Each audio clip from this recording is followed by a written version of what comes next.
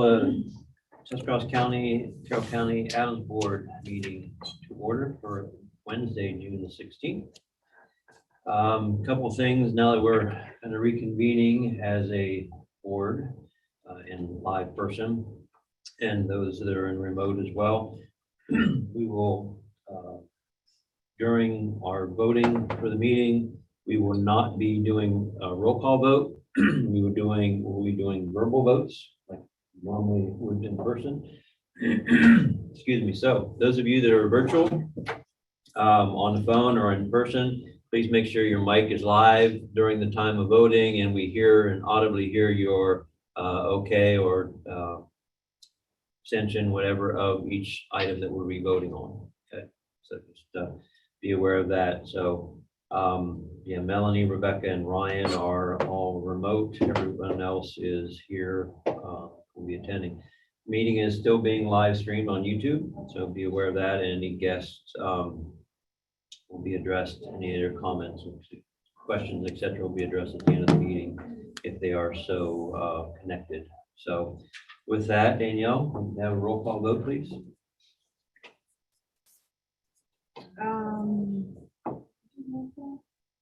Let's see, Melanie Bean. Here. Heather Campbell. Jennifer Deeman. Here. Ryan Dunn. Here. Kelly Engelhardt. Here. Brian Kress. Here.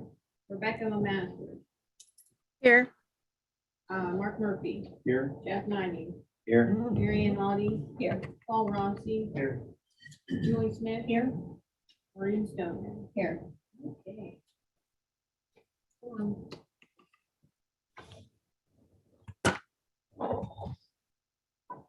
Okay. Board staff introductions. Barbara Bolin, board staff.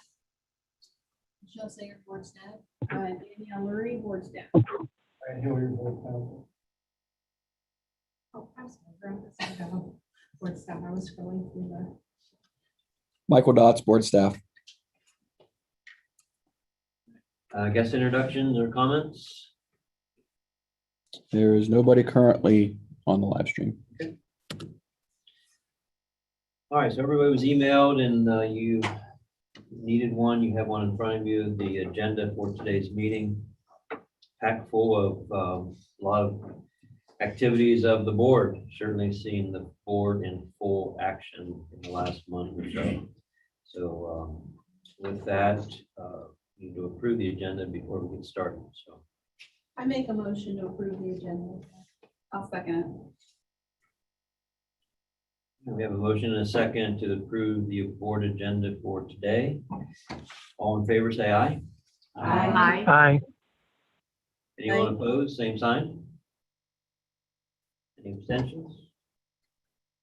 Motion carries. Thank you. Also in the packet of the board meeting minutes from May 19th, pages 2 through 5 on your packet. Hopefully you've had a time to look at that. Are there any questions or comments on the minutes from May 19th? If not, we'll entertain a motion to approve the minutes from May 19th. Make that motion. Second. We have a motion and a second for the board meeting minutes. Any other discussion? All right, all in favor, say aye. Aye. Anybody opposed, same sign? Any abstentions? Abstain. Brian, motion carries. All right. Kind of warned you last month that this would be quite a big meeting.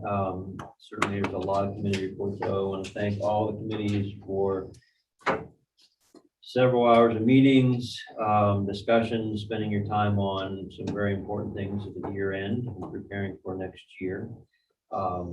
So thank you, committees, and thank you all board members and committee members. So we'll go down through each one of the committees, and each, as before, each item that we need to take action on is asterisked on the agenda. Please note that the committees have done the work and are bringing most of these recommendations with some with a few modifications. Most of those are just coming right out of committee for consideration. So we'll start with Mental Health and Addiction Services Committee and Mary Ann. Mental Health and Addiction Services Committee met May 27th. The minutes of those are on pages 6 through 9 in your packet.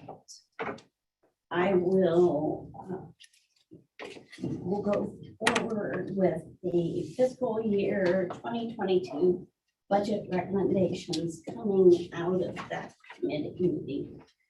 ACE request, they requested $183,715, which is a small increase over last year's contract. Thank you very much.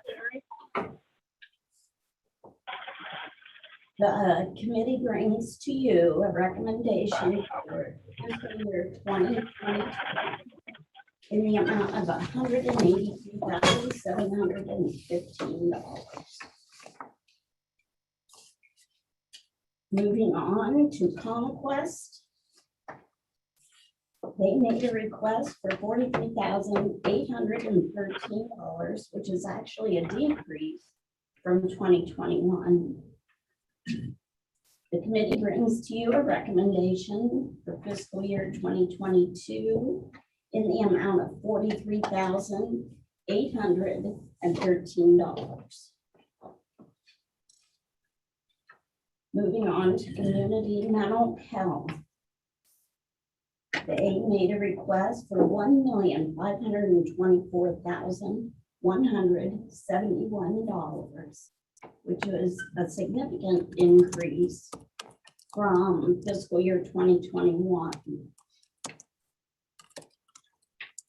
Now, if you want to, is there anything you want to add at this point? I do. Thank you, Mary. So we talked about this very intensively at the Mental Health and Addiction Committee. We talked about this pretty intensively at the Budget Committee. I think for our newer members like Rebecca, I think maybe everybody else has been with us on this journey. About 18 months ago, Cleveland Clinic began providing crisis assessments in their ED. Individuals were typically starting there because medical clearance was necessary if they were going to be hospitalized. So they would just begin there and get assessed by CMH there. When the clinic began doing assessments, obviously the number of assessments completed by community mental health care began to significantly decrease. It kind of has created a perfect storm in our crisis system. CMH had continued to provide the service at the level that they always had, which was 24/7 coverage, on-call coverage. But the number of assessments they were doing had decreased significantly. So there became a funding gap between the cost, which hadn't decreased, and the revenue, which had decreased. And so they came to the board and asked for what we called a subsidy to bridge that gap. Over the course of the past 18 months, 2 years, that subsidy has continued to increase. And it has increased to the point where we are at a subsidy request of $273,000.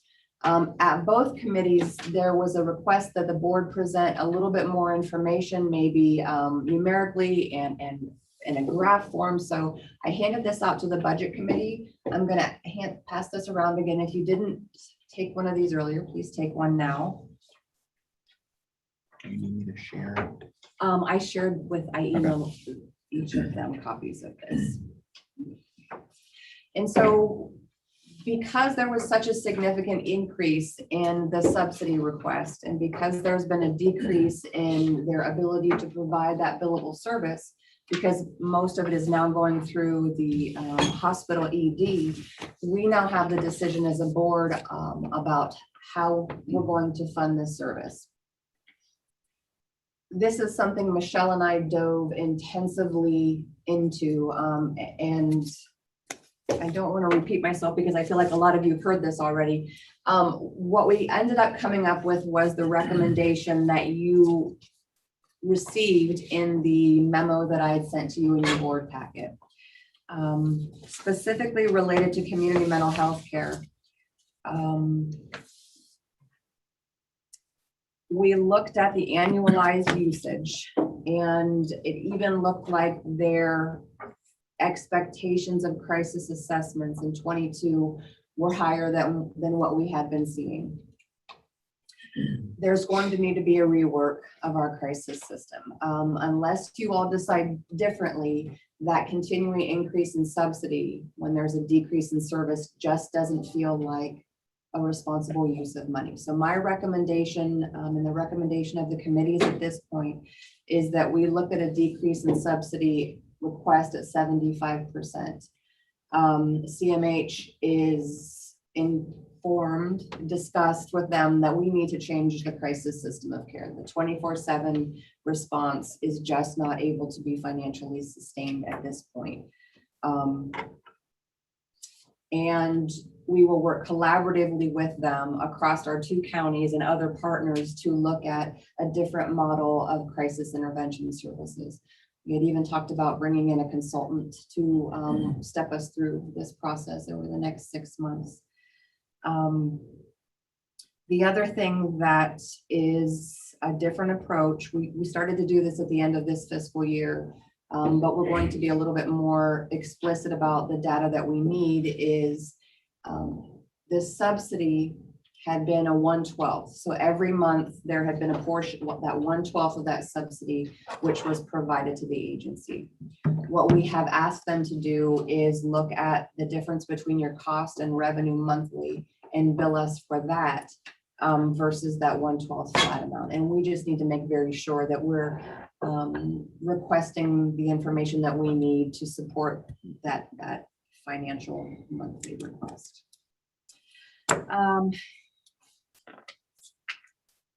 The crisis portion of their budget was by far the biggest shift from their request. And so I want us as a board to spend a little bit of time discussing your thoughts, your feedback, your recommendations, because while it came from both committees, it's ultimately the board's decision. Your suggestion about looking into a consulting arrangement to help us figure out how to move forward from here. While we don't know what the cost of that would be, it seems to me that that would probably be a wise approach, because I think we asked last year for them to relook at the model of care, and we haven't apparently successfully been able to, revise that with the information that we currently have. So maybe gathering some information from an expert or somebody outside of our system who could evaluate how we should approach it. Seems like in the long run, it would help us be more responsible stewards.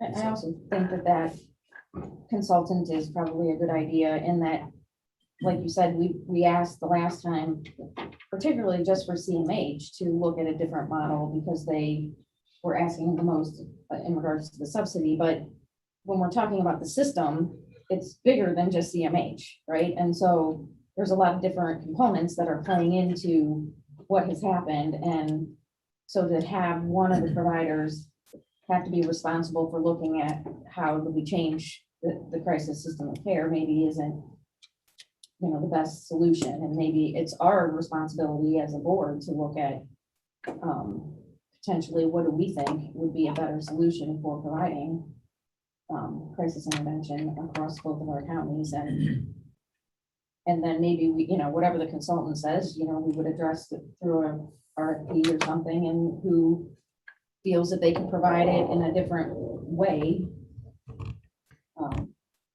One player significantly changed the dynamics there. So. Yeah, that's certainly out of my league, but it certainly goes back to, Paul's level of patient encounter. is way out of my league, but do they always have to go to the ER? Is there another facility, is there another avenue to take these people through? Or is that just standard of care? But again, there's so many things to look at, not just at the provider level, once the patient gets there, but, you know, from you all that are in the field to maybe even a step before that, how are those patients stratified or identified, their level of need, and how are they directed? And those options certainly play into the whole care, and it does look at it. It's a great point, Kelly, that you can't just dwell upon CMH and them determining. I mean, we wanted them, and Julie said, to look at it from their perspective. Their business model needs to fund that and look at that from a business perspective, and we need to look at it as a funding perspective. So I think there's so many levels that needs to be looked at. So hopefully we can get that, you know, consultant or someone out there that's expertise and talk to every level of it. How's a consultant gonna play into telling a conglomerate like Cleveland Clinic that you need to do? That's where we've got hiccups because we have individual service providers that are wanting to be individual service providers and not playing or collaborating or being a partner with the rest of the system of care. I'm not sure if a consultant is really gonna be the answer to this. My question is, and I agree, you know, we're throwing kind of good money at the bottom hole. At what point do we say enough is enough? My question is the $273,000 that they're asking. That's not just handed to them. They have to bill it.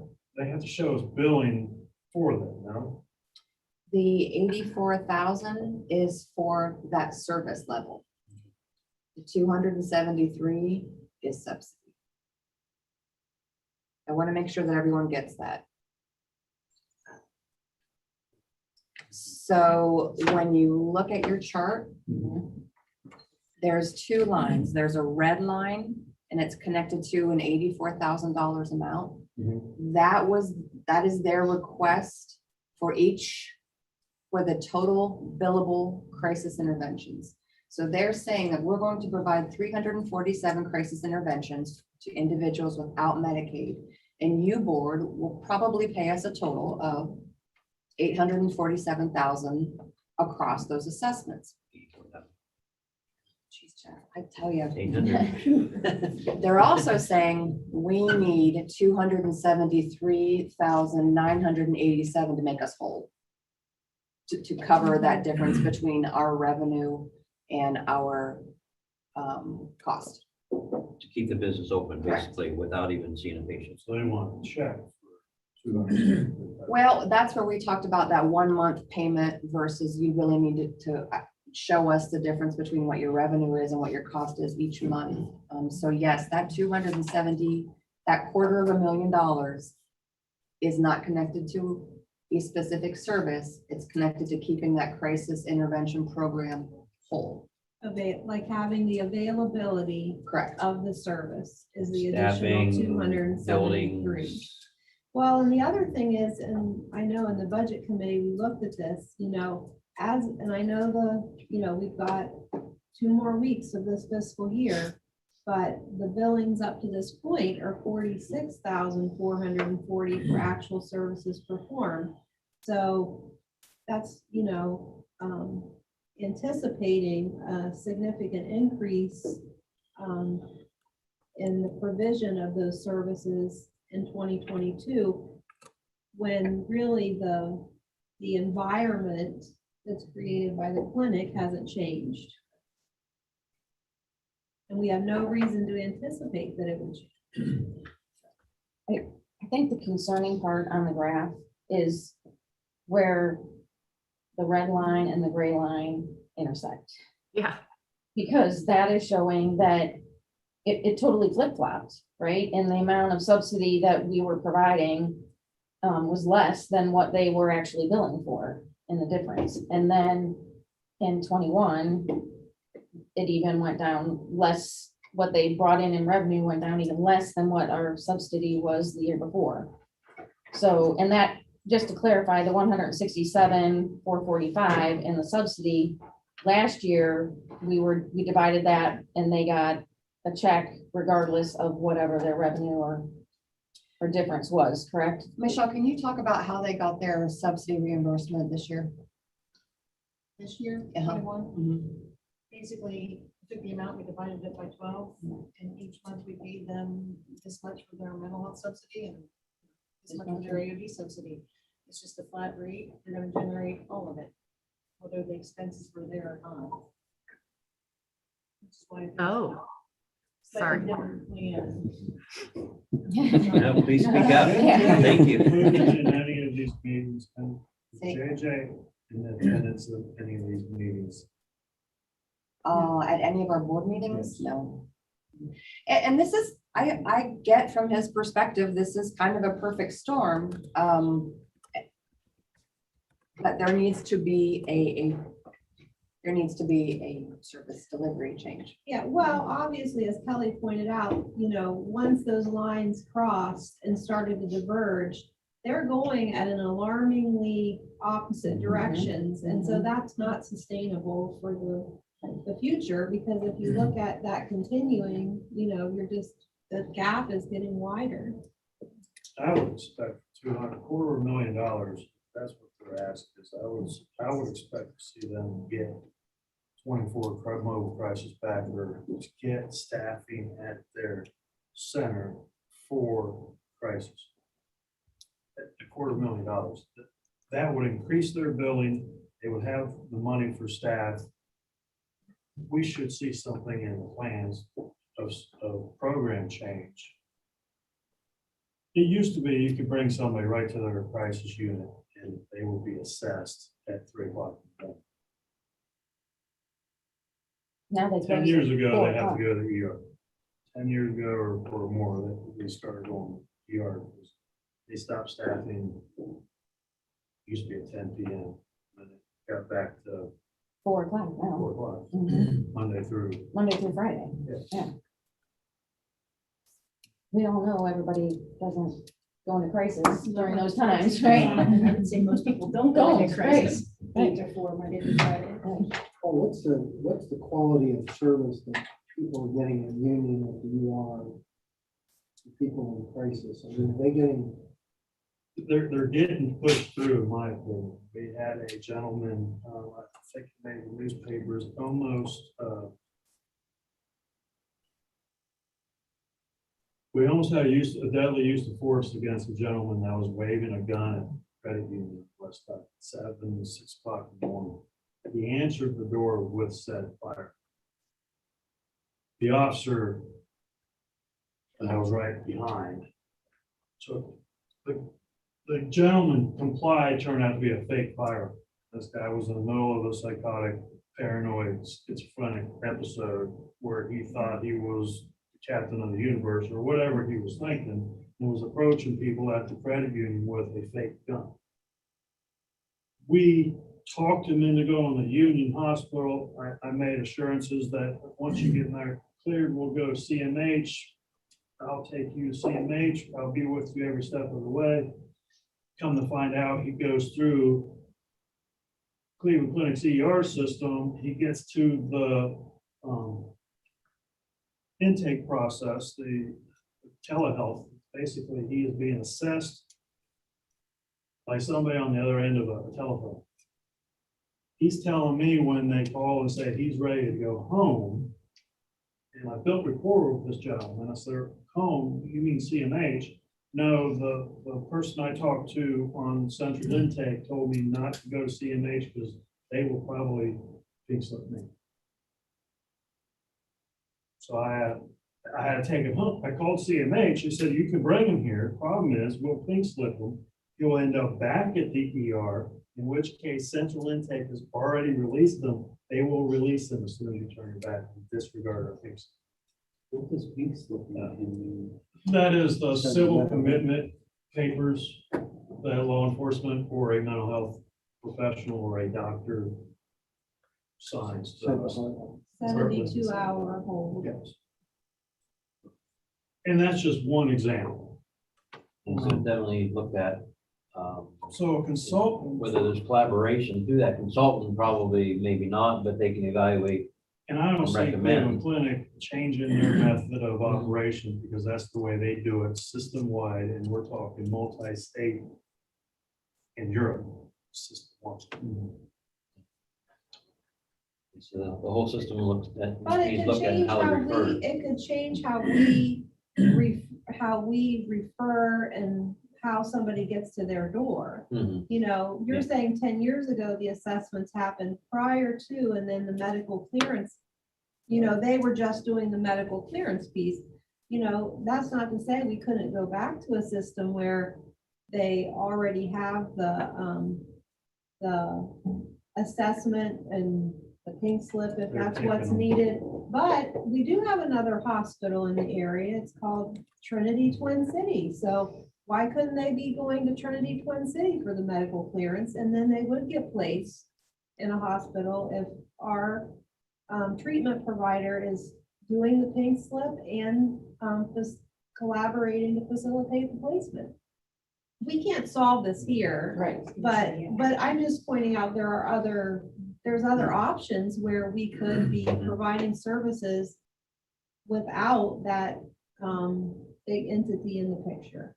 You have to find a consultant very skilled at bringing all the stakeholders to the table, you know, having them come together and sync them right up, you know, so that we can really work together for the best outcome of our community.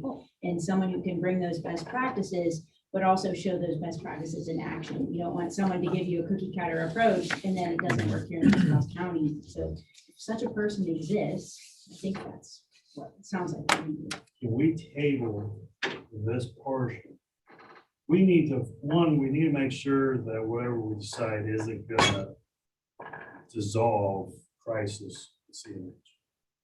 Until we need JJ, we need some input from JJ. Right. One of the options or brainstorms I had with other members of my community is Trinity. Yes, we can bring people to Trinity. The issue is Trinity does not have security to keep these people in the ER. So then they, for lack of a better word, escape. Now they're floating around Denison or Yurtsville area when they don't have the police or manpower to deal with this. Because once they're a 72-hour hold, once you paper, they're not the responsibility of the police department. We have crimes that we're trying to, criminals we're trying to apprehend, that's just to get them to the hospital, whatever hospital, Trinity, Cleveland Clinic, Mercy, you name it. We're releasing them to the hospital. So if we can work with Trinity to maybe help offset some security reasons, then CMH will gladly go to Trinity and send them on to Heartland. And that's hard to Carroll because that's farther away from Carroll County. Yeah, that's, If we can table this, we just need some. yeah, because the concern, I mean, if you look at the numbers, 231 and move that up to 240, that's 2 people a month. And you mentioned about if they pull out, there won't be crisis services. They're serving 2 people a month. Right? Is that what I'm seeing? Say that again. So they're 200, or no, 20, I'm sorry, 20 patients a month. So about 1 every day. So if they remove that, then we have to make sure that those 20 a month have a place to go, whether it be Trinity or we know that they're gonna go to Trinity. The proposal, though, that's on the table is continuing to fund them, Yes. though, through 6 months. So that we have time then to look at this, and I don't think we can avoid making a decision about at least that level of funding, because they have to have our funding, to keep their doors open. So if I understand the proposal, it's that we were gonna pay them at real cost and not at this just per month rate. Yeah, we want to see the details of that. I like paying them at real cost and seeing the data. Show us the To difference. support it. Right, yeah, the background data. And it wasn't necessarily written as, it's a 6-month funding and then you're done. It's 6 month at a higher rate to meet that subsidy at the cost. And that's when we're gonna be working to change the program. But expect that lower reimbursement rate after, for that second 6 months of the year. So I don't want you to feel like we have to have crisis services. We can't dismantle our current crisis system until we have something else in place. So I feel like this is a way to fund our crisis services as we improve our crisis services and change our crisis services without breaking either of our banks. That the intent of the 6 months was to continue funding while we're allowing the system to be that substantially changed. I want to make sure, I'm not trying to villainize anybody, and answer Brad's question. CMHs will come to the agency and issue a civil commitment paper. You get the ambulance, takes them to Cleveland Clinic. Had this 2 or 3 weeks ago, female on-call worker comes to the PD, issues the paperwork. She goes to by squad to Cleveland Clinic. 2 hours later, Cleveland Clinic shreds that paperwork. She goes no farther than that and they release. So they have the. Authority? Yeah, I was to- just wondering yeah, that to- too. To discontinue The emergency room doctor and the team from central intake and behavioral health system of the clinic has that authority to override that pink slip based on the client's presentation. Which So it is can the change real same quickly, as it sounds you like. issuing Yeah. something and having Judge Von Allman overriding your. The whole system's in crisis. The whole system's in crisis. We have healthcare workers that are tasked to issue these pink slips. And then we have a service provider that's saying, nope, I disagree with you, you're free to go. So I wonder how other counties with other ADAMHS boards are funding the same crisis that are working with these big Cleveland Clinic entities, right? Because there's also university hospitals and, so there's gotta be service providers at Coleman Professional Services, for instance, I'm thinking about, that have 24-hour availability for people to go into their facility to be assessed, are right next to the campus with university hospitals. So there's gotta be, now there is not a behavioral health unit there. So I think that's maybe where there's some of this, because there is a behavioral health unit at Cleveland Clinic Union. Only outpatient. Yes, correct. Yeah. So it's They only, don't have an inpatient. unit. so I just wonder if that we might be able to learn something from how other counties and their ADAMHS boards I think are. that'll be a part of the funding. 6-month assessment of really Right. need to get more moving on. What are other places doing? Is there a consultant out there to come in and dig into and meet with each level of care and make sure it's appropriate care and move from there? Jeff, I guess that I agree, and I support and have a better understanding of the recommendation from the committee for this plan. That makes sense.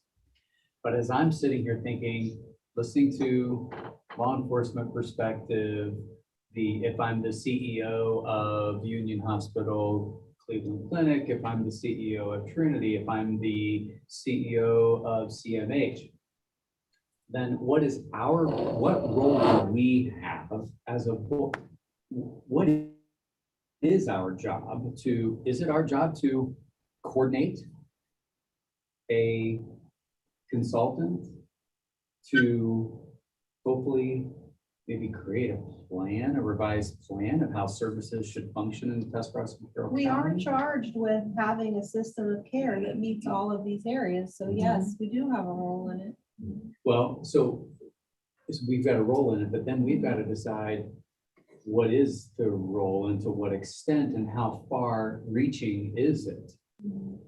If I try to put myself in Natalie's shoes as the executive director of the ADAMHS board, then what?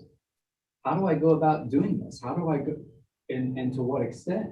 And what influence or authority do I have other than, you want to get a check? That's a big one.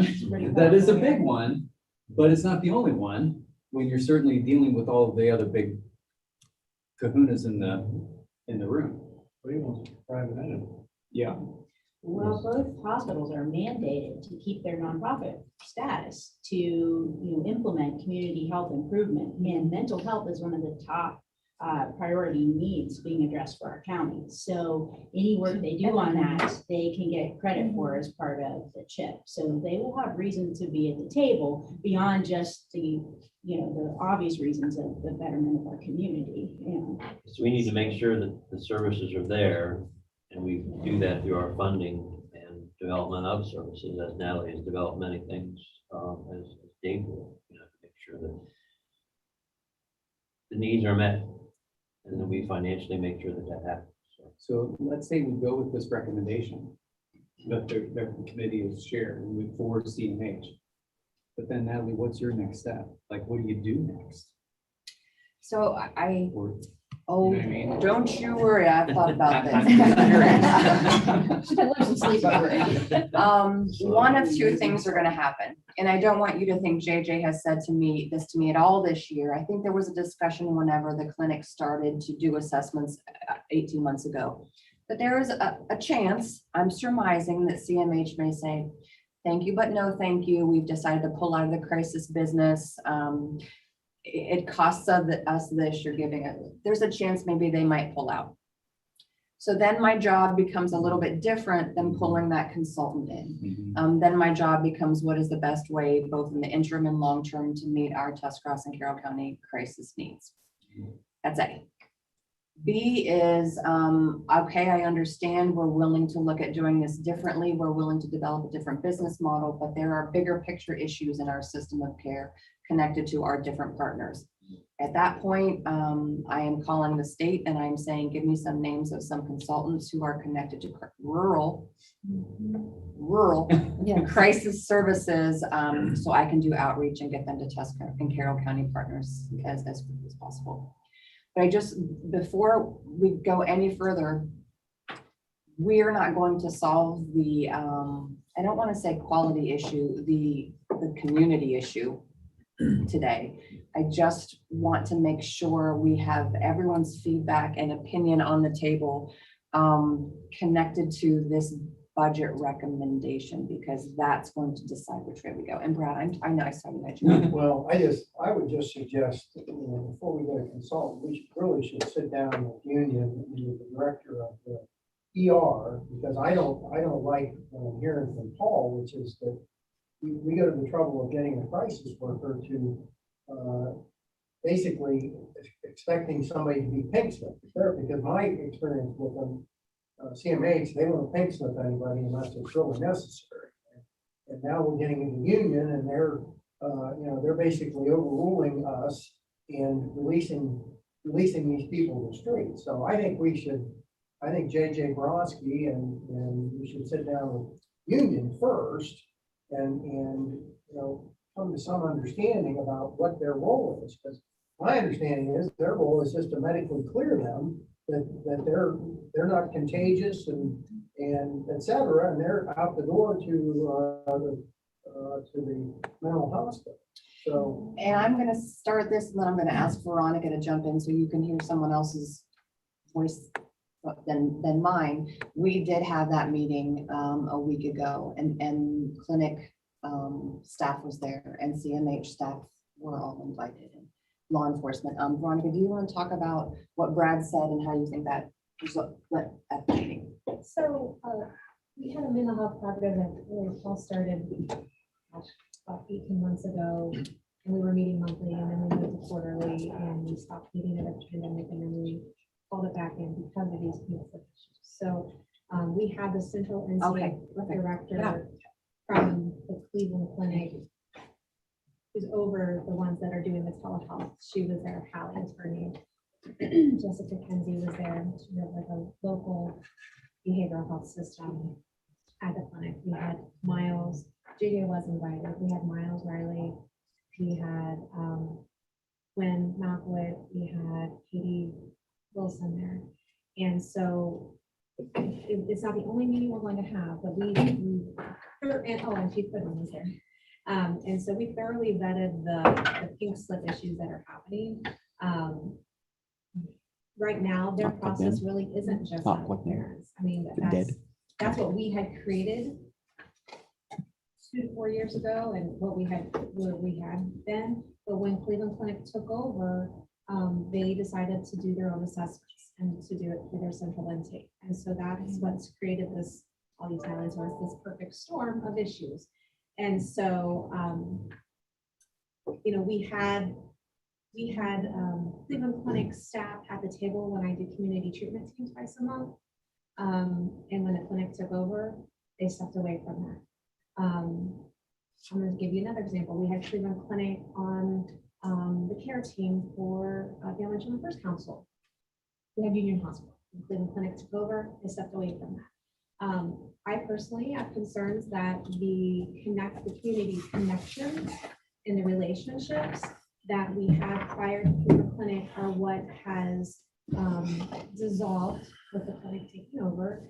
And I think that whatever option we're choosing, that based on whatever way we have to go, it's the relationships that have to be strengthened with the individuals at certain levels of management and work in these systems. It's not there right now. And we're not, it was very, they offered us some alternative communication. Like they offered us to have like the officer or the pink slipper in the community contact the central intake directly so that there was direct communication. I mean, they offered us some, I'm going to call them a bone, to try to smooth this out for now. And I communicated that all back out to who met with phone numbers. And so everybody has direct lines and direct opportunities for communication right now, but we have a lot we need to work on. Before you, Bruce aware of the issues? Has Bruce been in any of the meetings? He has not. He is not. Before we dive in further, Brian just let me know that JJ had reached out to him and would like to call in to the meeting, or maybe we can call JJ. Yeah, he can, if he wants to call the number, Danielle can pick it up there and transfer it to the conference phone. Are you confident you can pick it up there and transfer it to the conference phone? Yeah. No, you're not. So It might be Different than this one, but He said he yes. joined late and is listening to the conversation. That's what So I- he's probably He's, on- there is one person on YouTube, so that's Oh, likely. too late. Should I have him call the staff number? Yes. Call Yeah. the regular ad phone? Yeah. Got it. And he might hear that by the Yeah. time you text that.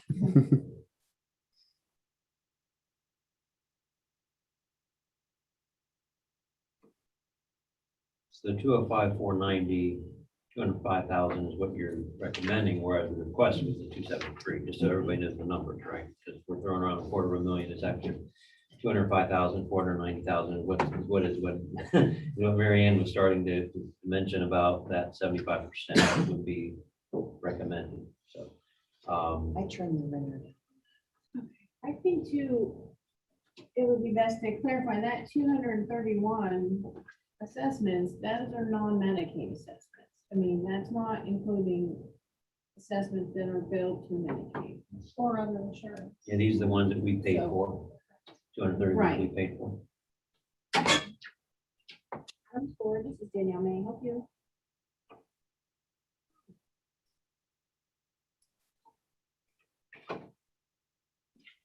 Yes.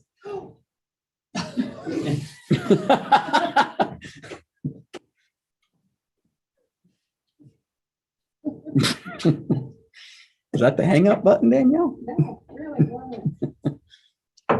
I would just say financially, from my perspective as a board member, financially, I support and understand this recommendation, this temporary subsidy plan. And then I think the greater concern is just the overall structure.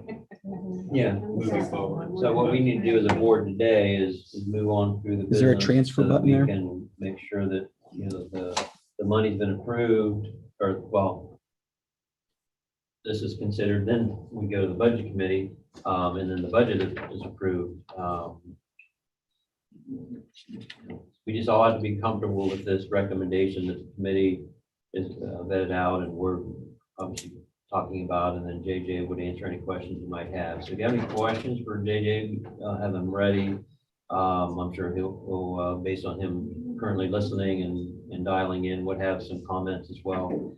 Just to clarify his part of the puzzle, he is not totally crisis intervention as we seen and heard, but what his thought is and what best way to move forward and his plan to move forward as a part of this team effort in the community to address crisis. So we'll get him connected here and have your questions ready if there's anything, and we'll see what he has to comment, and then we'll continue on with our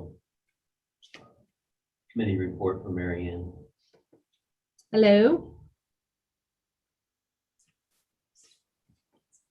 Hello? Can you hear us, JJ? While they're finding JJ, was there anything else about community mental health care's funding request and our proposal that you had questions on? We did ask CMH to set aside time that we would fund to lead our survivors of suicide group. We really wanted to get back to that being led by clinicians. Christy Wilkin is likely going to stay involved and do an aftercare portion, more of a social portion. But that intensive trauma support group is going to be led by a clinician. So that's a new line item. And I think that's really some of the biggest changes for CMH. So can, You carry on then, Mary Ann, please, on the other agencies? Or if you want to summarize the CMH proposal that was okay. approved by the committee.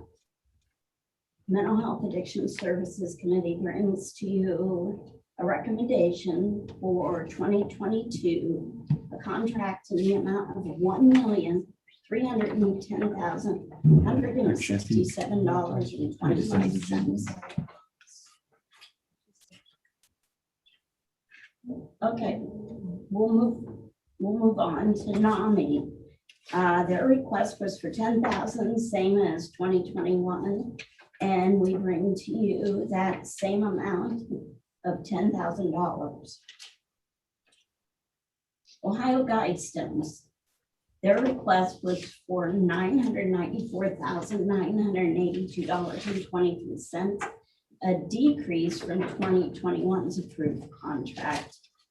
I'll point out just a few things. That includes a $20,000 startup funds for should the new men's residential treatment facility open up. It also includes pass-through funds from the state's women's grant in the amount of $123,745. Also included is $25,000 each for 2 domestic violence shelters. And that is a decrease in the VOCA funding money, a 30% projected decrease. So they are asking $25,000 for each shelter to cover that decrease should that happen. One's closed, What's that? but one shelter's closed. I mean, I think they plan to reopen the shelter in Carroll County. So the only concern I have is making sure that the 25,000 is equitably split, you know, between the 2 shelters, right? It's 25. 25 each. Right. Right. How it's spent. She just talked to him. So I I talked just to sent him a Zoom Pam link. just He's to gonna- see, actually this morning, just to make sure that the VOCA decrease did come in at what she'd expected. And she said it's worse than that. And the $50,000 doesn't make them whole. It's just kind of filling the gap a bit. And you'll see in the narrative that if they do get additional funding, if VOCA does get increased in any way from the state, or if the state decides to fund that gap, that's going to potentially impact our money as well. So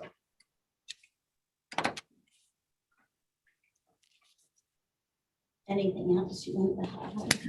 I don't believe so. Okay, so the committee brings to you for the year 2022 contract. $756,396.45 with the contingency of the 30% decrease in VOCA funding. Is that a for sure? Or Yes, she said that they received the allocation and it was decreased. I also wanted to make sure that you saw that there's a lot of line items that have not been finalized in their budget. And so it looks like it's a lot less, but that's why. And that's just state funding or federal funding that's coming down that we don't know yet. So the, 756,396 will increase Correct. significantly once those items are in place. You got it. so at this point, Jeff, I guess I'll bring you back all those recommendations from our committee. And I think that I'm sure JJ would want to speak prior to. And just so you know. We're getting him to Southeast- come on the Zoom meeting here. We're If sending the you link. look at, Southeast was in their minutes, but there's gonna be another action item that we need to do. So that's why in the minutes, if you're reading along from their meeting minutes, Southeast was the last one to be mentioned. That is gonna be a different action item due to some changes that have come through in the last month with bill submissions. So is JJ still coming in? Yeah, he's coming in right now. He's getting linked into the Zoom. So, have you ready, questions or comments for JJ? Or if you need anything explained further, and then we'll take action on the items that Mary Ann has presented. Okay, I'm bringing him in now.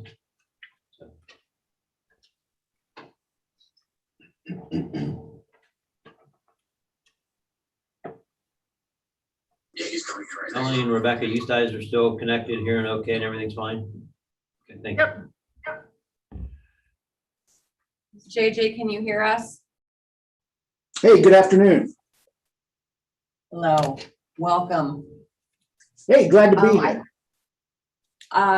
Did you want, why don't we start with what you wanted to share? Oh, I apologize. I joined the meeting late. I was watching it and I heard some folks struggling through some issues, asking questions, and just thought I would reach out and see if I could provide any clarification to those budget numbers or the service structure, anything of that nature. So do you have any feedback based on some of the questions that you heard before? You know what? I didn't write them all down. No, I just, I agree with the need to take a look at this. I understand the perspective of the board and the increases in funding with the decrease in revenue. So certainly that makes sense. But I would also like to share with the board that, over the past year, we have also spent time reaching out to other communities, other organizations to see what other folks are doing in terms of crisis services. And really, you see stuff that's all over the board. Some organizations don't even have crisis services. I know there was one entity I reached out to, they had an answering service that basically just told people to go to the hospital, go to the local police department, or wait till business hours. And then you have other counties that have the 24/7, the walk-in, and you have everything in between. So really in determining what we want to see happen, really this is up to us as community members and deciding how we want to finance that. I can tell you that, this issue combined with the shortage of qualified mental health professionals in the area makes it very difficult to staff. And the one way that you get people to do this is money. And so, we've had to look at different structures of paying people to try to incentivize them to take those weekend, those holidays, those after-hours shifts. Most people don't want to do that. So in order to do that, you need to pay a good wage. So I believe in our budget, we did include some increases into the hourly rates to try to entice people, because I know we're experiencing difficulties in recruiting people as other local agencies are as well. So yeah, I'm not sure what the answer is. But obviously we do need the money in order to keep the service going.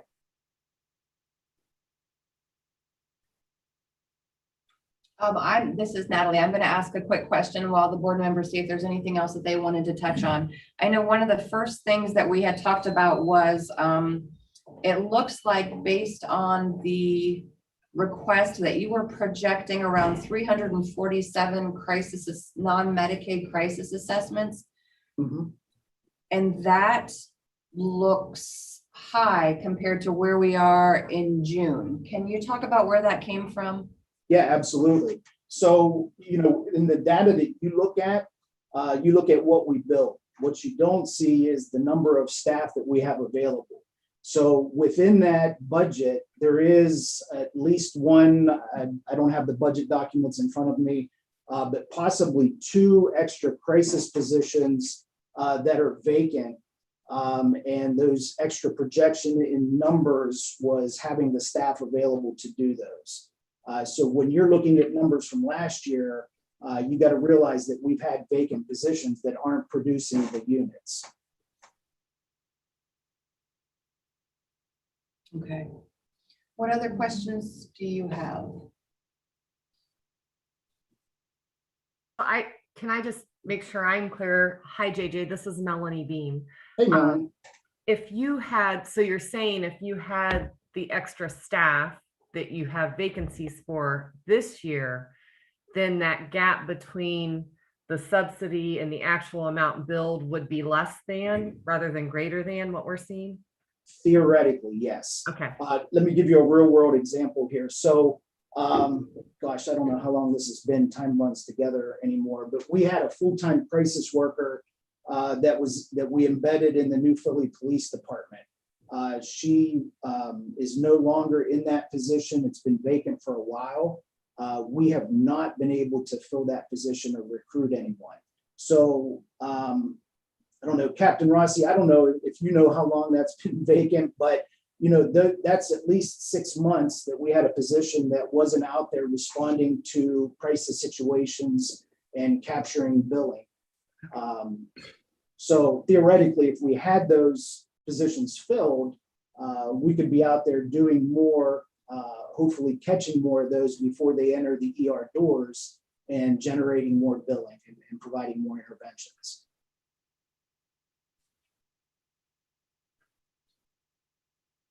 Does that make sense? I have a question about that. Yeah.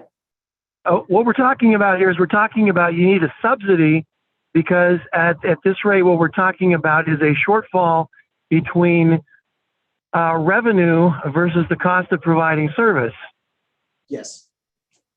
So you're saying that if we have more staff positions filled, then we will have, we're paying extra for those staff positions that you're not laying out money for now. But that the decline in numbers over the past couple of years as the emergency department has filled those, and that's what's creating this shortfall, correct? So I don't understand the projection that if we hire more people, that's automatically going to raise the number of service calls. I mean, undoubtedly it will somewhat if there's unmet need now, but my understanding was some of that unmet need results in those people going to the ER.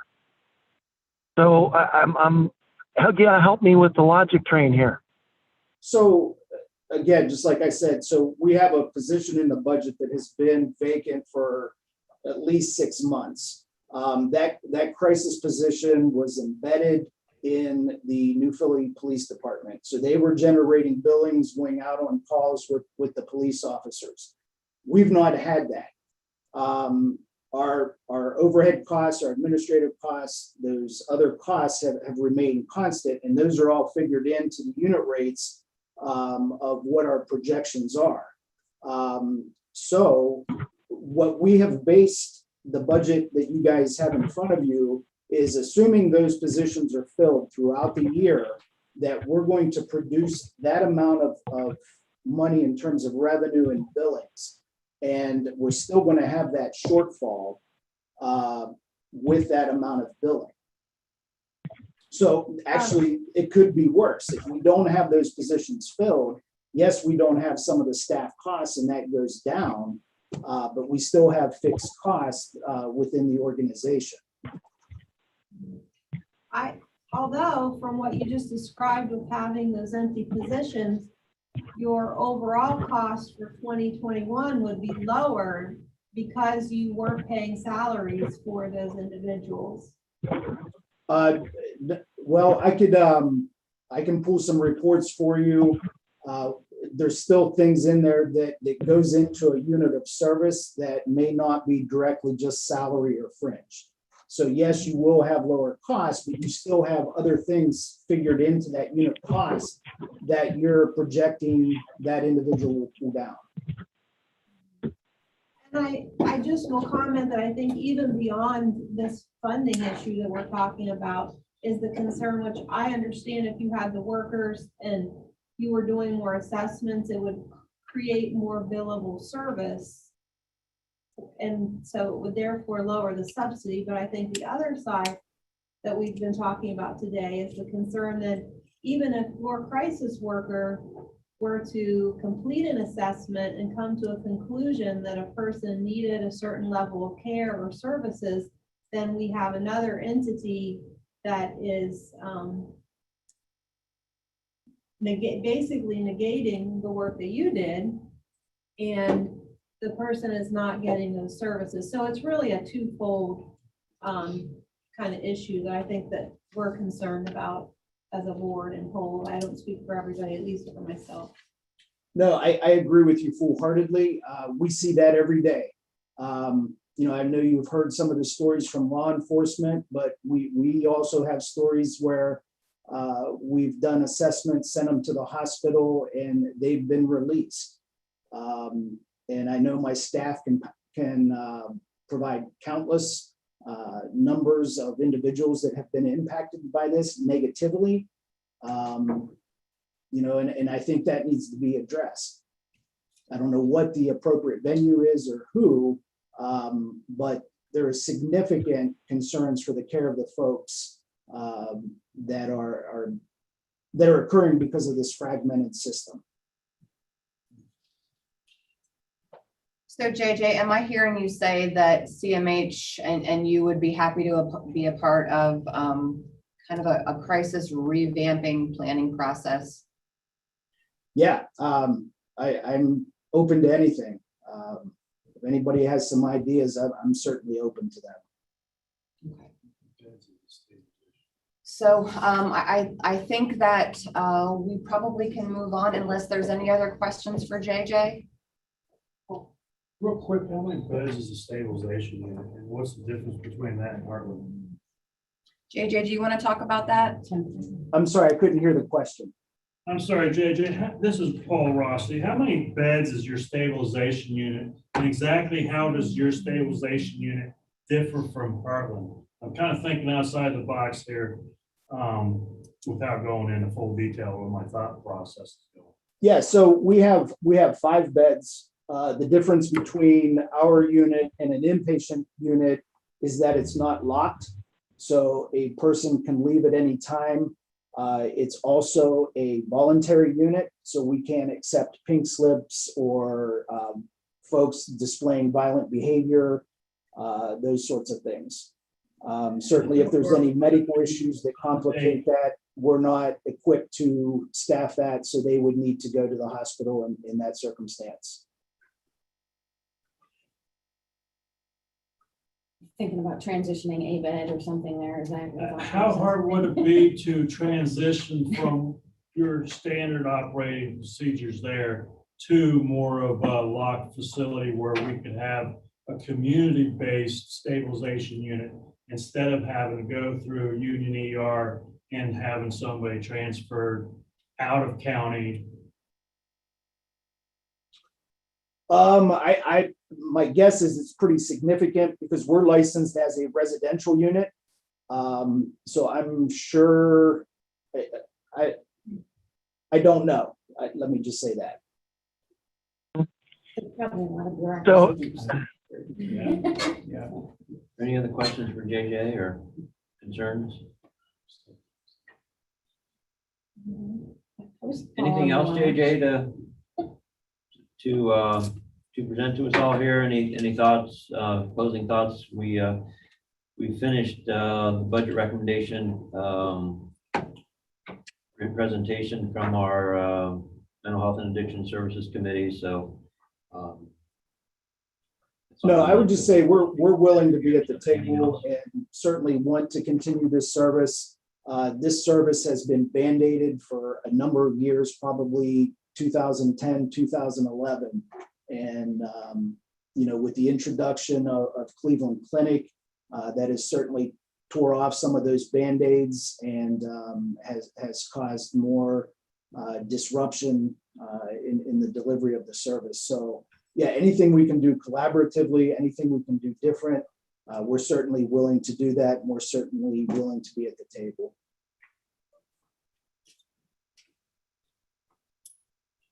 Okay, we appreciate you joining and showing your concern and sharing your insight on this and answering any questions we had. So certainly welcome to stay connected and. Yes, thank you, Jeff. So I believe you would go back to you too. Yeah. So Mary Ann, you presented everything, so I'll let you carry on with your committee report and Okay. do taking we- action as needed.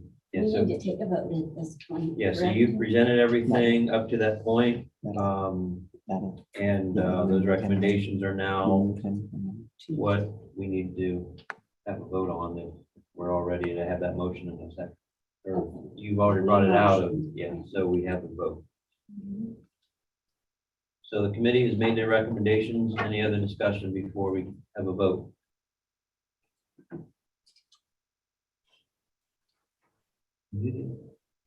All right. Yes, just what we discussed. So she presented what was in their minutes, which was related to funding for, ACE, Conquest, CMH, NAMI, and Ohio Guides. Noah's Hope was not a part of that, No, that's part of the auxiliary. and Southeast was not. Okay, Correct. so as everybody look at the minutes, so they know those two were not a part of that recommendation. So that's the recommendation coming out of committee for the board to vote on. Any other discussion? All right, all in favor of the Mental Health and Addiction Services Committee recommendations, say aye. Aye. Aye. Anybody opposed, same sign? Any abstentions?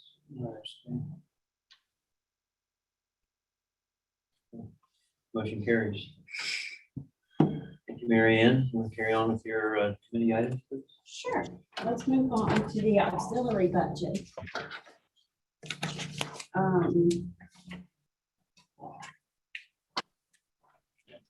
In this, one particular line item is for Noah's Hope Child Advocacy Center. I don't know if you have these documents with you, but it's line 86. They made a request for 35,000. And is there anything else you wanted to point out in that, Madeline? You'll just see on the budget sheet that's in your large binder at the very beginning, the auxiliary budget is laid out there. The Mental Health and Addiction Services Committee is charged with approving the auxiliary budget. And if there's any questions, Mary Ann or I can do our best to address them. I just have a general question about the difference in the auxiliary budget. So these obviously go to entities that are providing these services, correct? Some of them, yes, Okay, so like community education, correct. like where does that money go? So if we do an event at the PAC in partnership with schools and we have a speaker come in, that would Okay. go towards the speaker. 'Cause some of them you can tell, obviously, where they go. It was just, I guess I don't understand the difference of what goes into auxiliary versus what goes into the requests that come from the providing agencies. Michelle, you want me to start and then you jump in, or do you want to start? Basically, the agencies, we have major contracts with our contract agencies. So they're telling us, this is what we want to do, and we have to determine whether or not we can afford it, or if that's what we're interested in doing. All the other things are not as, not as important. They're less. So that's why they go in auxiliary. Otherwise, we wouldn't have spreadsheets with vendors out to, community ed. Another thing is we do a lot of advertising. So there's a lot of WJER, there can be billboards, things like that. So there's many different vendors that you're paying for some of those pots. So you don't want to break it down to that series of 11. So the difference is the auxiliary funding are just line items in the budget for specific program areas, where the others are contract services. Okay, that's I look at these as kind of being like, may or may not be needed, right. or to various extents based on need or based on requests from a lot of different. Right, so we budget there for a line item in case something comes through and we need to, and you say, okay, we can pull it from the community education line item. So, okay, I understand the difference now, thank you. Anything else? Any other questions? So the committee brings to you a request for $912,500, decrease from 2021 by a small amount. And I think that needs its own separate. Yes. Any other discussion on auxiliary budget and the motion coming out of committee on mental health and addiction services? All right, we'll take a vote. All in favor of the auxiliary budget for fiscal year 2022 approval, say aye. Aye. Aye. Anybody opposed, same sign? Any abstentions? Motion carries. Mary Ann, one more. One more, Southeast Incorporated, and I'm going to turn that over to Natalie, please. With this very brief, I believe I provided the summary. They have submitted billings from September through our current date, I believe was end of May, early June. They total a little over $4,000. We are recommending a $10,000 contract with Southeast, which is not significant, but it is quite a bit less than it had been historically, which had not been utilized at all. But it's also based on usage, actual billings. So that recommendation is coming from the staff and the voted May 1st and 2nd from the full board. I'll make a motion to approve the funding request for Southeast as presented. I'll second. We have a motion and a second. Any discussion on the motion? Their bill passed through. Say it one more time. They're passed through. So in 2021, we gave them an award of $32,000. They only used a fraction, or they only billed us for a fraction of that. So that's why we're doing the 10,000 based on the billing from. Because if you recall, we hadn't had a contract with Southeast in years. And so they didn't really know what their need was gonna be. And now we know what their need is gonna be. But their ask was 32,470. Which was, I believe, if not the same, very similar to the ask the previous years. And what it came down to is both we, the ADAMHS board, and we, Southeast, really didn't have any gauge about where to go with our budget request. We hadn't had that relationship for a lot of years. But it's not a pass-through. They have to bill claims for services provided. That's what I mean, they're not getting $32,000 unless they bill us for the 32,000. So if we approve the 10,000 today, and 6 months into the fiscal year, they say, whoa, and we're looking like we're closer to 32 because we're picking up a lot of extra from other service providers. Are we able to revert back, or are we able to, okay, well, you're 28,000 shy, we'll give you 28,000 extra. Are we able to do that? So what we would do is our contract with Southeast would be $10,000 because that's what usage is showing us this year. If we get through the first quarter or the second quarter and we see they are blowing through that money at a rate we didn't anticipate, we would talk to Southeast, we'd look at our numbers and then potentially come back to the board and say, can we do a contract amendment to increase the amount for the remainder of the year? So right now, we're allotting 10,000 for any billings that they send to us, which is about 4,000 just in the last couple months. Was total for the year. So the 10,000 is the budget. That's what we will allow them to bill to us for. But as Natalie said, as you guys do at the budget committee each month, where are we at? Are we at 80% in month one? We got a problem.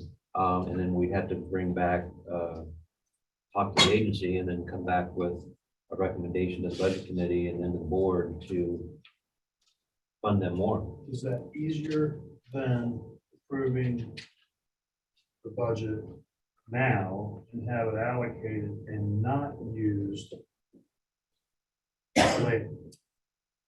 Which is, and where my brain's going is we have an agency that's struggling and we have issues with our system of care. And at some point, the other agencies may have to step in, so therefore there may be an increase to what their billing was last year, especially since we're coming out of pandemic, then everybody is starting to resume life as normal. I guess I'm hesitant to cut it. Is that 2/3? So we're cutting it 2/3, but we're also doubling what they've showed us that they can use. Does that make sense? They've only used about half of that so far last year. This current year. They've only used they've only used about $5,000 all of 2021, even though they requested 32. Okay. I'm not trying to muddy the waters. Which is easier? Is it easier to do the 32 now and not use it? Or is it easier to come back if need be 6 months from now saying that we need to reallocate? the money that we I think it's better not to tie up our funds in budgeted reserves or in budgeted items like that if we really don't think they're gonna spend it. I would rather Keeping it on budget. keep it at the lower number and then come back if they use it and happily, look at giving them more money. But that's not just my opinion. It's funny watching my staff down there because Michelle is like, yes, let's not allocate it. And Danielle's like, oh God, I gotta do budget amendments. So very different views. I was just gonna say, well, that's where you at.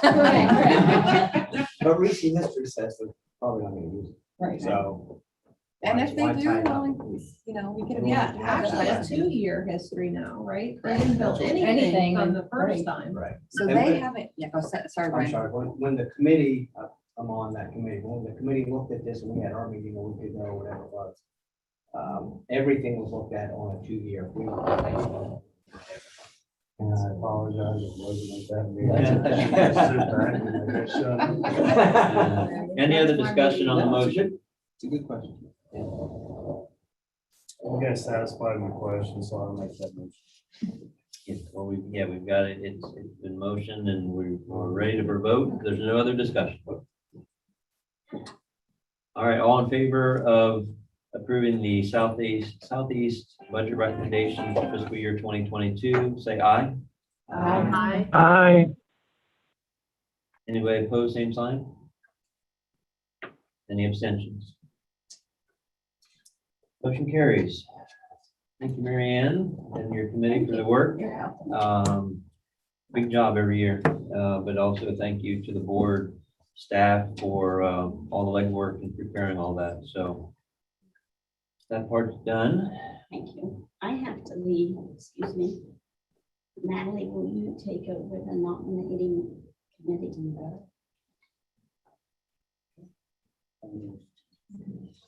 Nice job. All right. That's what happens when you get back. in the Seven, office yeah. again, right? We're all in. Yeah, we're on number 9 of 25 items. My staff was texting me, are you gonna be back by 3:30? No. They should go a little different. Yeah, this was the base work that had to be done for the next component, which is the budget committee. And Julie, you ready to dive into the Yeah. current monthly stuff and the annual stuff? Yes, ready to roll. Okay, item A, review and approve expenditures for June 2021. Those are on pages 10 and 11 in the board packet. The list of bills for the month is $259,859.62. The budget committee reviewed those prior to the meeting, finding them all appropriate, and come to you with a recommendation to approve that list of bills as presented on page 10 and 11. Thank you. Any discussion on the expenditures for June 2021? If not, we'll call for a vote. All in favor of approving the expenditures for June 2021, say aye. Aye. Aye. Anybody opposed, same sign? Any abstentions? Motion carries. Thank you. All right, review and approval of the financial statements through May 31st of 2021 are found on pages 10 through 15 in your board packet. Again, the budget committee reviewed these prior to She got it.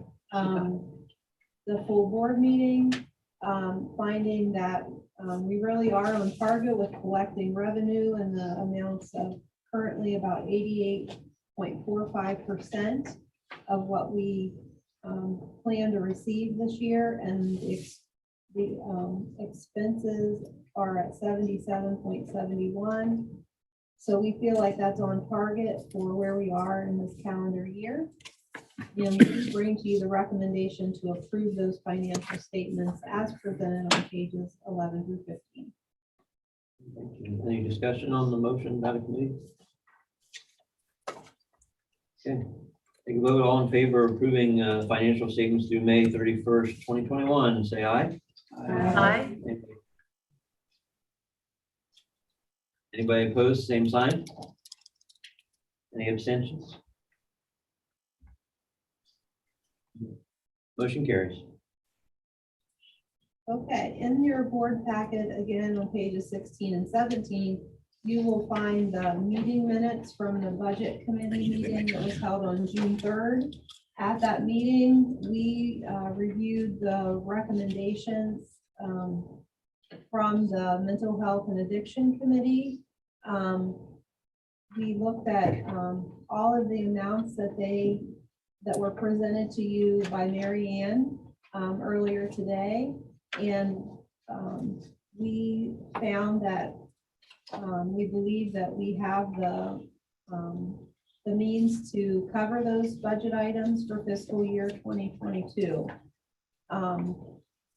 There is, everybody, Do we have the reserve? do they have that reserve summary? We do, it's in the front of your binder. Okay, in the front of the You sent me of that purple binder, you will see a page that is titled Tentative Reserve Summary 2013 through 2022. It was in the mail as well. It the looks packet. like this.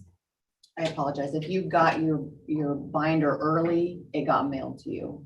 If you got your binder right before the meeting, it was in your binder. All right.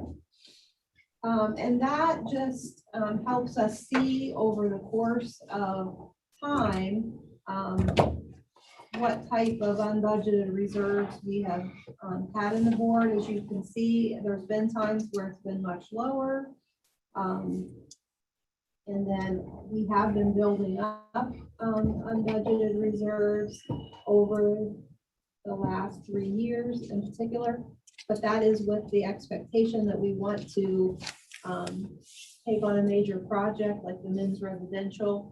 So there is a purpose behind having those unbudgeted reserves. We're not planning to just, maintain them indefinitely so that we have a fat bank account. I think Michelle had told us that also you'll see asterisks under the carryover line item or on that carryover line, because we don't know what our carryover will be from this current year, fiscal year's budget until all of the bills would come in from the agencies over the course of the next 3 months. They can go through September, as you said earlier, so yeah, there's a lot of numbers to crunch yet. Are there any questions for Michelle about the reserve summary? It's not an item that we need to vote on. But I'd like you to have the opportunity to ask questions. If there are none, then item E, the budget committee brings to you from our meeting on the 3rd. We make a recommendation for our fiscal year board operating budget. And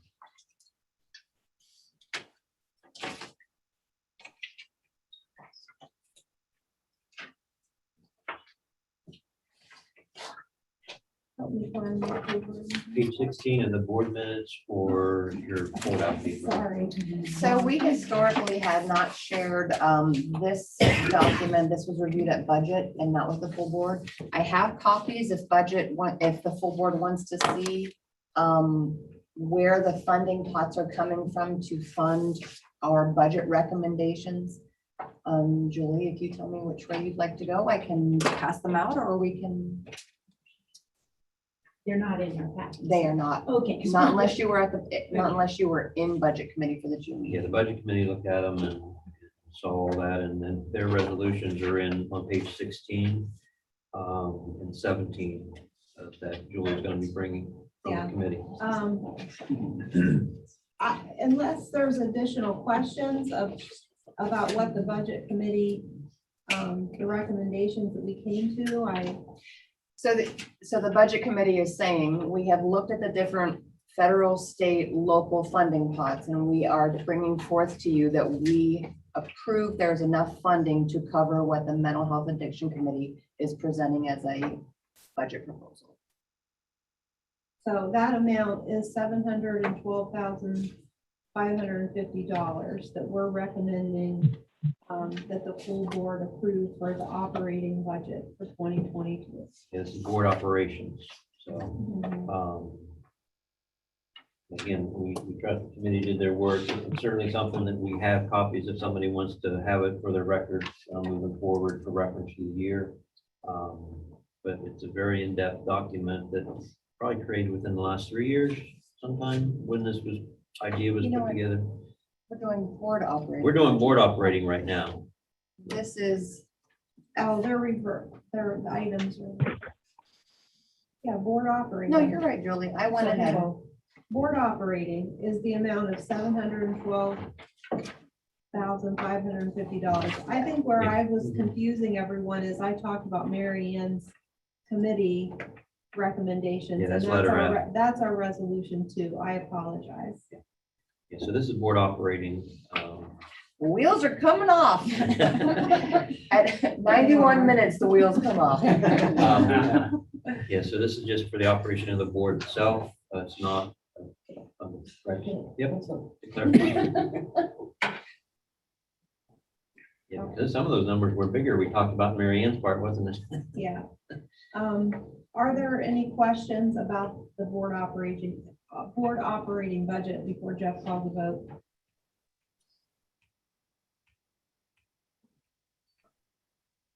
All right. Thank you, Budget Committee, and digging into the budget for fiscal year 2022. So we'll call vote on the operating budget of $712,550. All in favor of the motion, say aye. Aye. Aye. Anybody opposed, same sign? Any abstentions? Motion carries. Letter F. Now, item F, the fiscal year system budget funding approval. this is the item that references what Marion talked about earlier. And again, we looked at the recommendation from the Mental Health and Addiction Committee, found that we feel we can meet their recommendations for the amount of the $3,929,142, which leaves us with an amended 21-day operating reserve in the amount of $248,769. Are there any questions for the committee regarding our recommendation to approve the fiscal year 2022 system budget?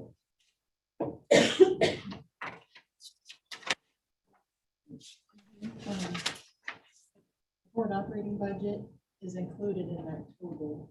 Okay, Of the of the whole system. Okay. Thanks for pointing that out. Let's ask that question. So Julie, your number was, tell me again what your number was. Based on our meeting minutes, our number was 3,929,142. The spreadsheet says 939,141.70. Yeah, so that 10,000 is probably the southeast. Yep, yep, And then we rounded it up. yep. Because we didn't have the southeast in our Yeah. budget committee. So on page 17 on the eight, of Do your we need to packet, reverse those two? Do we need to go ahead and do probably our approval of the $10,000 first? Well, why don't we go ahead and approve what you all approved without that southeast $10,000? 'cause that's on And then the we'll agenda. approve that southeast Okay. $10,000 separately. Okay, so the amount of our resolution Which is that correct. in we're the bringing minutes. to the board is the $3,929,142. yes, it does not include southeast. So We'll the take that on as a spreadsheet- separate yes, item. that's why the $10,000 difference. Correct. Okay. Any other questions on the system budget funding, which does include, that full number does include the operating budget. It's a lot of what Mary Ann was talking about, plus the board operation. So this is the full system. Any other discussion on that? All right, we'll call for a vote. All those in favor of approving the system budget fiscal year 2022, say aye. Aye. Aye. Anybody opposed, same sign? Any abstentions? Okay, motion carries. All right, item G is our last thing we bring to the board, and that is the approval for the Southeast Inc. budget funding. We've already discussed that, and the budget committee did discuss this, but we did not make a resolution regarding it, so we need to have a motion and a second in order to approve adding that into our budget, the $10,000. So this is in relation to item 2D, budget recommendation, and now we have to approve that fund, which is separate. Did not be discussed at committee level. I'll make the recommendation or motion for recommendation. Second. We have a motion and a second to approve the $10,000 Southeast budget funding. I'll make a motion to approve it. This is Ryan Ramon. Okay, thanks, Ryan. We did have a second, a motion and a second already, but thank you very much. Appreciate it. Sorry, had a little trouble hearing. There's probably a sound delay, so, any discussion on the motion? All in favor, say aye. Aye. Anybody opposed, same sign? Any abstentions? All right, motion carries. Thank you, Budget Committee, and Budget Committee members, and board staff for putting all those numbers together. A a lot of matching up, a lot of changes from committee numbers and such. So thank you for the final packet. And again, all of that work that's in this packet, the updated packet, there are copies for your files if they want to have one on the way out, right? Okay. That way it's good reference through the year to know, and kind of color coded very nicely, right? Nicely done. Budget committee is complete. We will move on to the nominating committee, and Mary Ann asked Natalie to carry on from there. Those items. Make this very brief. The minutes are attached in the packet. Because we have some new members, some members that have professional or personal things that may not make the executive committee the best time for them. We are bringing forth from committee a recommendation for Melanie Beam to be our chair and Maureen Stoneman to be our vice chair. And I'm hoping after today's meeting, you don't rescind your willingness. It's not that bad, right, Jeff? No, Okay, good. it all makes sense. Actually. So that motion is coming from committee. Any discussion on the motion from the nominating committee for the slate of officers for fiscal year 2022? Again, thank you, nominating committee and those involved in that process for those actions and review. Okay, all in favor of the motion, signify by saying aye. Aye.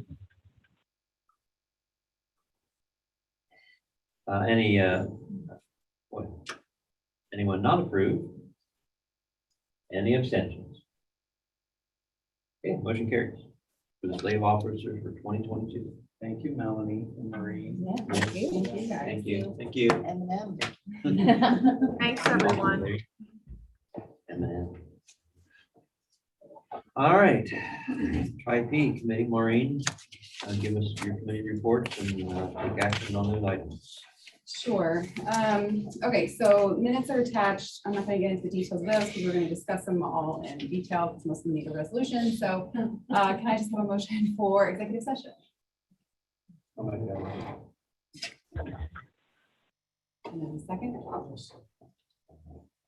Okay, we're in executive session. For those on YouTube, I'm going to end this stream. And when they come out of executive session, I'll begin a new stream. So please check the ADAMHS board YouTube page for the second section of the board meeting. Thank you. I apologize. We have a Board of Health meeting, so I have to excuse myself.